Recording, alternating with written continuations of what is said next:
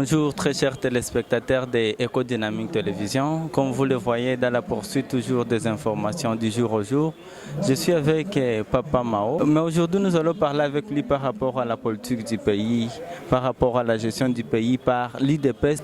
Aujourd'hui nous voyons il y a l'IDPS qui est au pouvoir, mais il y a les militants qui ne se retrouvent pas, il y a les militants qui pleurent toujours, il y a les militants qui sont toujours au chômage à 8 mois ou à 7 mois de l'élection du président de la République. Vous, en tant qu'aussi un des membres de Ligue des jeunes, qu'est-ce qui explique ceci? Parce que tous ont crié à l'accession du pouvoir par l'IDPS, ils auront une très bonne vie.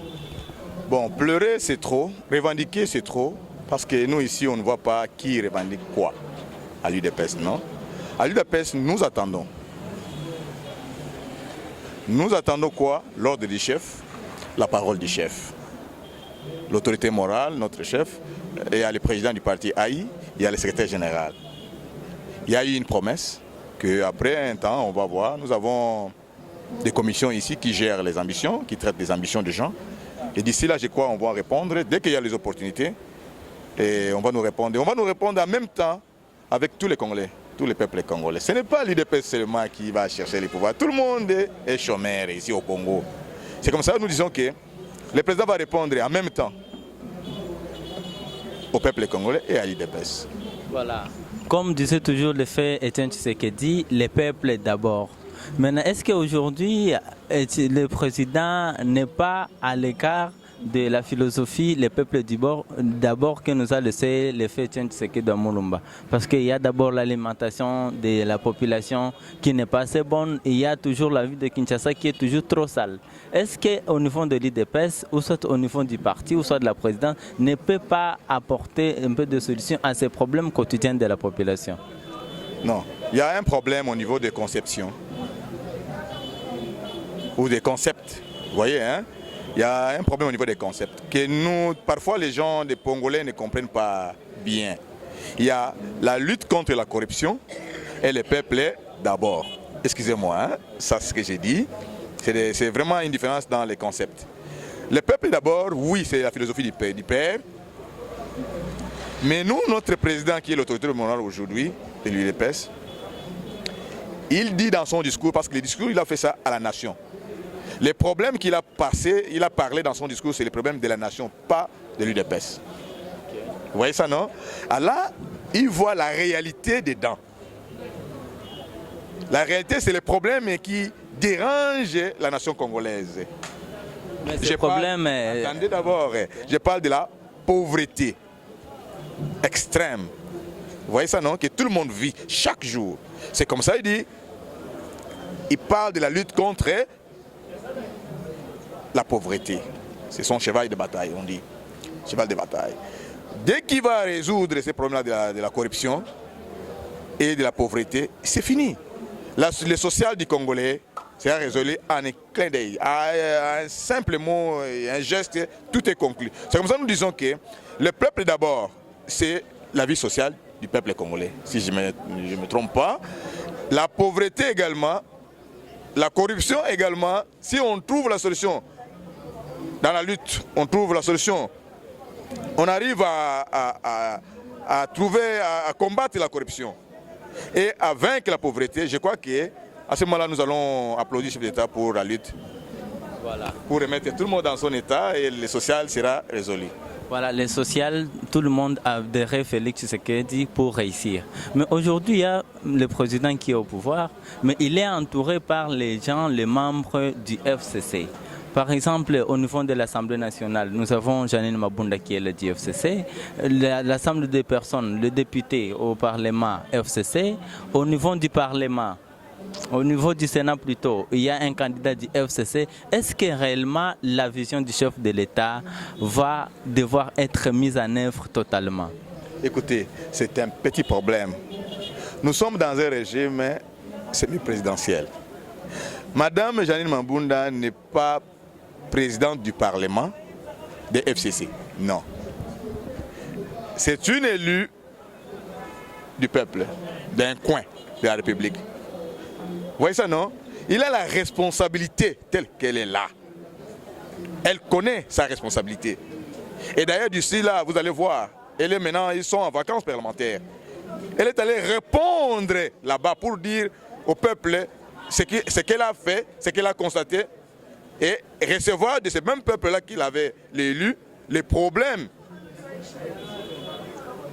qui viennent d'eux, leurs problèmes. Et vous allez constater avec moi que Madame Janine Mabunda ne fera pas l'ordre du FCC. Dès qu'elle entre dans cet hémicycle-là, jamais elle laisse dehors les FCC. Et même chose avec les autres députés parlementaires. C'est une institution de l'État, là où ils sont, tous les députés. Ils vont répondre au peuple congolais dans une institution. Ils sont venus comme porte-parole du peuple. Et ils iront répondre à ce peuple-là qui les ont envoyés.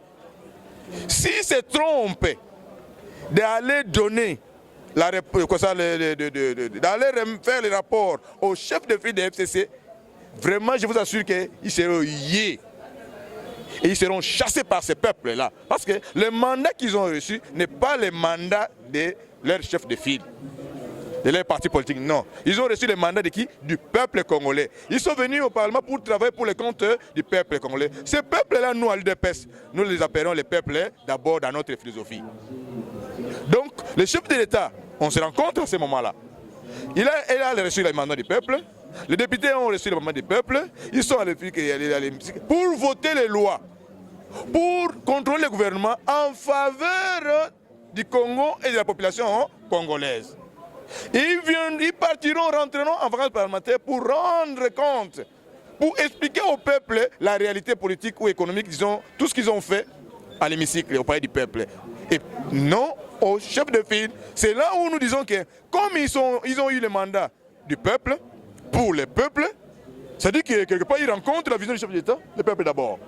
Donc je ne vois pas là où l'Assemblée nationale va barrer la route à la vision du chef de l'État. Non, non, non, non, non, non. Et vous allez voir que le peuple est cette fois-ci vigilant.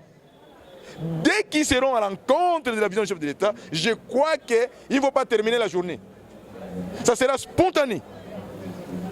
Le peuple va se soulever massivement contre eux. Et il n'y aura pas un mot d'ordre. Non, non, non, non, non. Nous allons les suivre pas comme avant. Tout ce qui va se passer au palais du peuple, le peuple sera au courant chaque jour. Et comme ça sera retransmis en direct, vous allez voir que la réaction sera spontanée.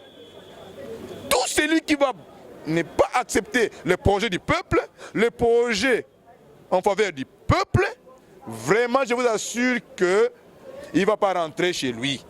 Il va fuir. Moi je vous dis la vérité, il va fuir cette fois-ci. Parce qu'il n'y aura pas les armes pour tuer le peuple. Il n'y aura pas de gaz, de l'argent gaspillé pour aller jeter. Non, ils viendront là pacifiquement. Et ils seront nombreux pour barrer la route à celui-là ou celle-là qui ne va pas se ranger derrière la vision du chef de l'État ou le projet du chef de l'État. Le peuple d'abord, le peuple d'abord. C'est ça en principe. Alors je ne vois pas par où le FCC va passer, par où le chef de l'État, le FCC va passer pour barrer la route à la philosophie du chef de l'État, le peuple d'abord. Non, je ne vois pas là où, je ne sais pas qui encore qui est de l'opposition interne au niveau du Parlement, qui va barrer la route à la vision du chef de l'État. Non, je vous assure et je vous confirme aujourd'hui que je ne sais que notre coalition ne sera pas rose jusqu'à la fin, mais je sais qu'ils finiront par comprendre et s'allier à la vision du chef de l'État. Voilà, aujourd'hui, Papa Mao a 6 mois de l'élection du président de la République, mais il n'y a pas encore un gouvernement. Selon vous, qu'est-ce qui bloque pour que le gouvernement puisse avoir lieu? Parce qu'aujourd'hui, l'État est nulle part. Mais qu'est-ce qui bloque pour que le gouvernement puisse être là? Oui, je pense que tout le monde a constaté que le gouvernement tarde. Même moi, je connais que le gouvernement tarde. Tous les peuples congolais, tous les citoyens congolais, oui. Mais il y a un problème. Le problème, c'est quoi? Hier, c'était, quand vous venez au gouvernement, dès que vous avez un poste, c'est que vous avez des privilèges. Vous venez pour les privilèges. Dès qu'on vous nomme, c'est que vous venez pour les privilèges, pour s'enrichir. Mais cette fois-ci, c'est le contraire. C'est comme ça que ça tarde. Cette fois-ci, dès que vous êtes nommé, vous êtes accepté, vous êtes nommé, c'est pour la responsabilité ou les responsabilités. Et c'est comme ça que ça tarde. Quand vous n'avez pas les cursus, quand vous n'avez pas les qualités, les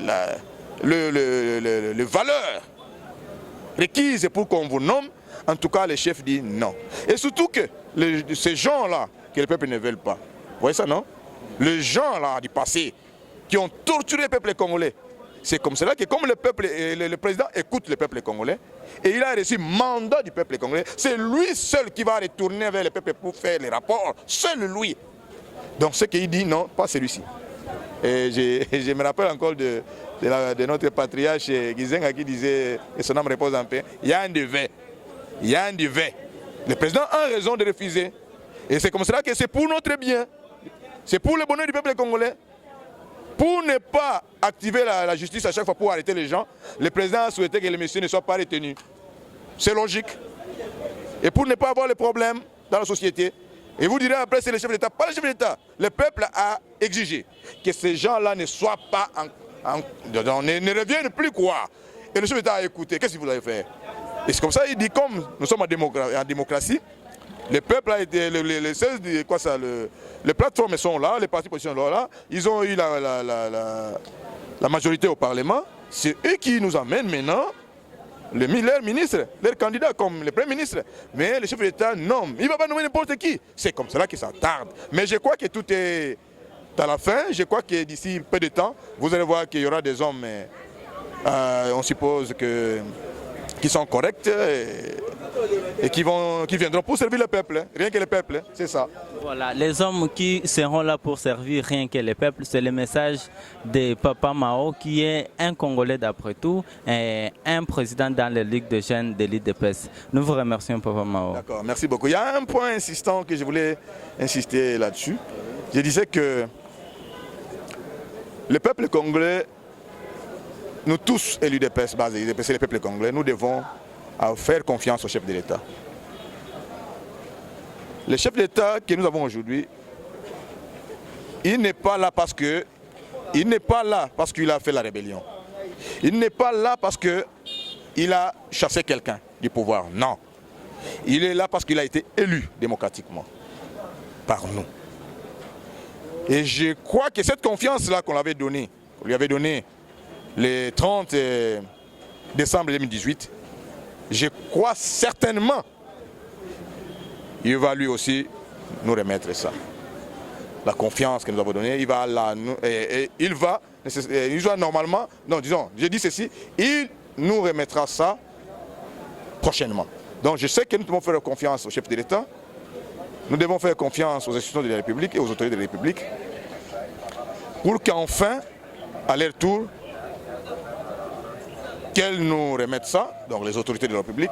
Et c'est comme ça que nous disons que demain c'est trop, après-demain c'est encore loin, mais nous disons que soyons prudents, soyons prêts, restons vigilants, le peuple congolais, aimons nos autorités, aimons notre pays, faisons confiance à nos autorités et nous vaincrons la pauvreté et la corruption sera loin de nous. Voilà. Merci très chers téléspectateurs de Ecodynamique Télévision. C'est par ces mots que nous bouclons notre interview avec Papa Mao, qui a donné les messages importants pour que nous tous nous puissions retrouver le bonheur, pour que nous puissions accompagner les chefs de l'État à matérialiser son idéologie du peuple d'abord et de lutte contre la pauvreté. Au revoir très chers téléspectateurs.